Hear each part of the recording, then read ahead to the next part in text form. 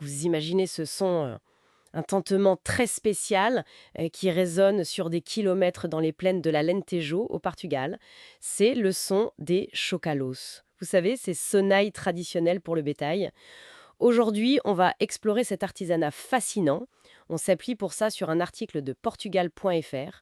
L'idée, c'est de comprendre ce savoir-faire ancestral, son histoire, sa place dans la culture.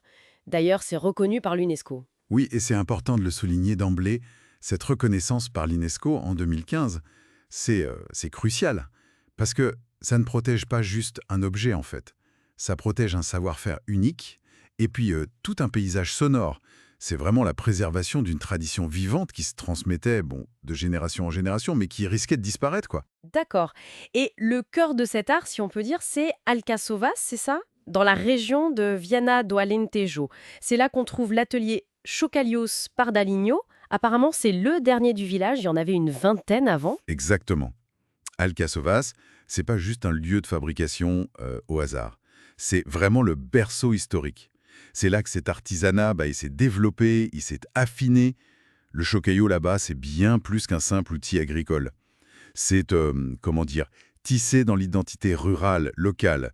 Un symbole de la vie pastorale, oui, et aussi de la résilience de cette communauté, sa capacité à garder ses traditions. Hmm, fascinant. Et alors, concrètement, comment on fabrique un chocalo si on entrait dans l'atelier? On commence avec une plaque de fer, c'est ça? Qu'on martèle, qu'on façonne pour lui donner cette forme de cloche ou conique. Et après, on assemble les pièces. Les oreilliages, les oreilles pour l'attacher, l'ase, l'anse, le ciot, le sommet, et le battant à l'intérieur qui fait le son. C'est tout à fait ça. Mais là où ça devient vraiment un art, presque une alchimie, c'est pour accorder le son. Les artisans comme Miguel Maya de l'atelier Pardaligno, ils parlent de peser le son.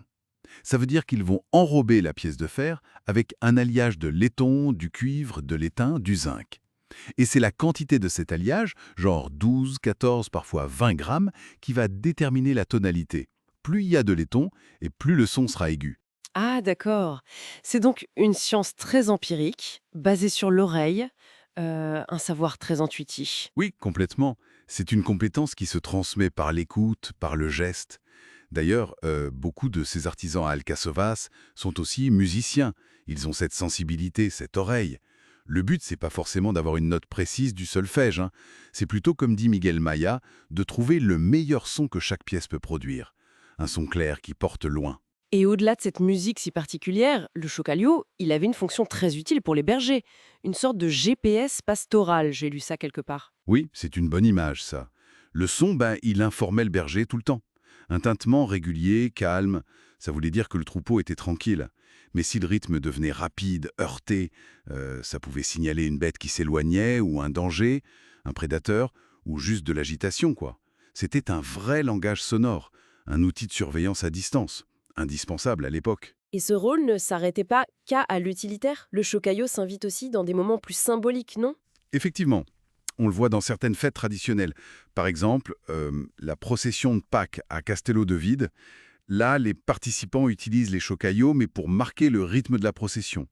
Donc, il sort de sa fonction première, il devient un instrument rituel, ça renforce le sentiment d'appartenance, ça connecte la communauté à ses racines, à travers ce son si familier. Du coup, la reconnaissance par l'UNESCO a vraiment été un tournant décisif pour sauver cet art, hein? Ah oui, clairement.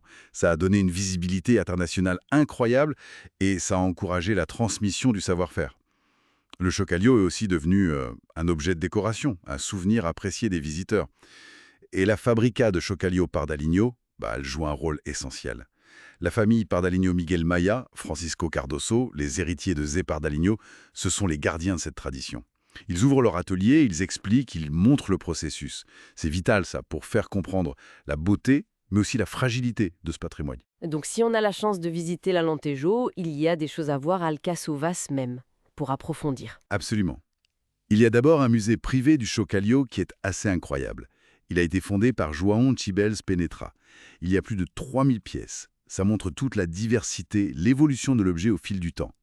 Et il y a aussi une exposition permanente qui est dédiée à cet art au Passo des Henriques. C'est un ancien palais qui a été superbement restauré.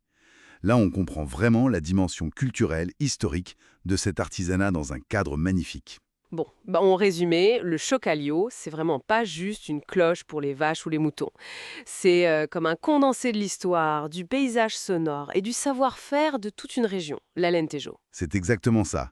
Chaque tintement, finalement, il porte en lui l'écho des grandes plaines, la dextérité de l'artisan qui l'a façonné, et puis la persévérance d'une culture. C'est un lien sonore fort entre l'homme, l'animal et la terre. Ça fait réfléchir. Est-ce qu'il y a d'autres objets comme ça dans notre quotidien qui paraissent tout simples, mais qui pourraient cacher une richesse culturelle et historique aussi profonde? Des objets qui attendent juste qu'on prenne le temps de les écouter en quelque sorte, ou de comprendre comment ils sont faits.